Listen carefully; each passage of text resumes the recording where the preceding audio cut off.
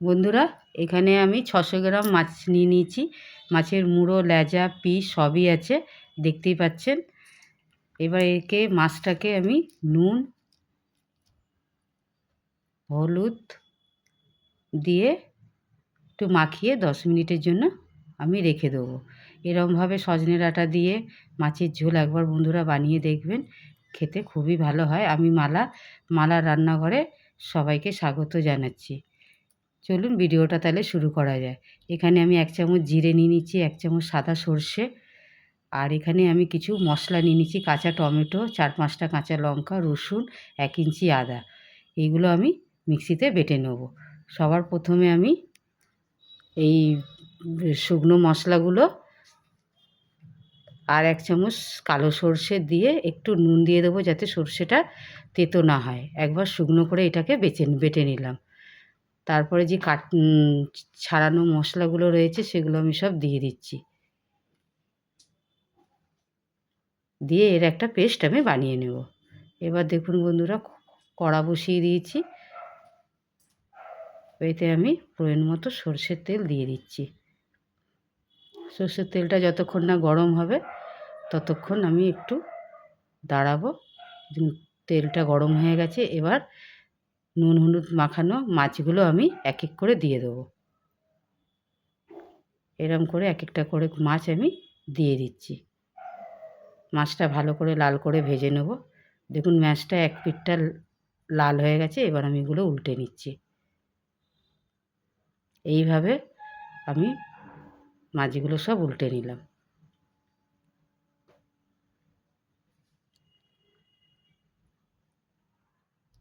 এইভাবেই মাছগুলো লাল করে আমি এবার নামিয়ে নিচ্ছি এক এক করে। সব লাল হয়ে গেছে। এবার আমি নামিয়ে নিচ্ছি।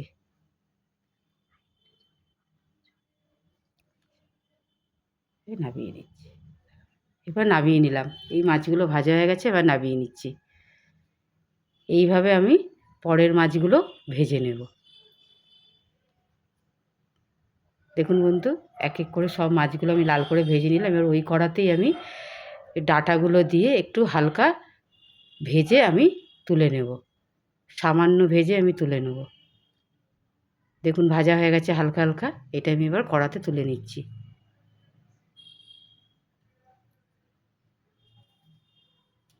এবার এই তেলের মধ্যে আমি আর কোনো তেল দিচ্ছি না।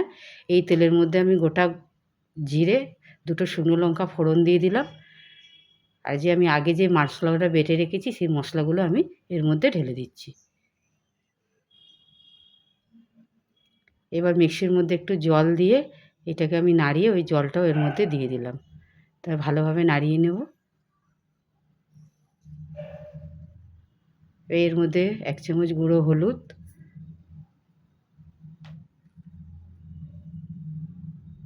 একটু কাশ্মীরি লাল লঙ্কার গুঁড়ো আর স্বাদ মতো নুন দিয়ে টমেটো নাড়িয়ে নিচ্ছি।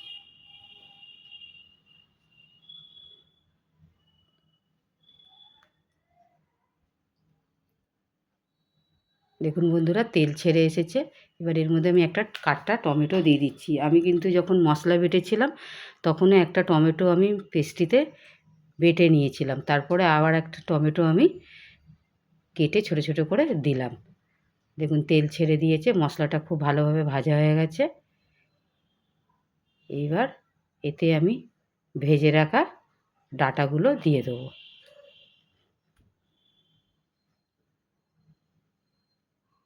ডাঁটাগুলো দিয়ে হালকা হাতে একটু নাড়িয়ে নিলাম।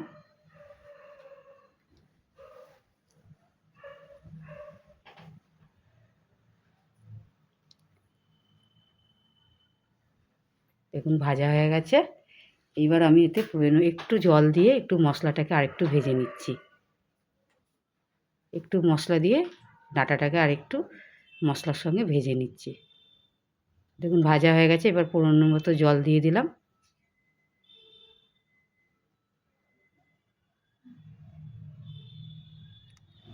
আমি বেশি ঝোল করব না, এই অল্পই ঝোল রাখবো। এবার আমি ঢাকনাটা চাপা দিয়ে দিলাম। 5 মিনিট পরে দেখুন ঝোলটা কীরকম ফুটে উঠেছে, উপরে তেলও ছেড়ে দিয়েছে। এবার আমি ভেজে রাখা মাছগুলো এক এক করে দিয়ে দিচ্ছি।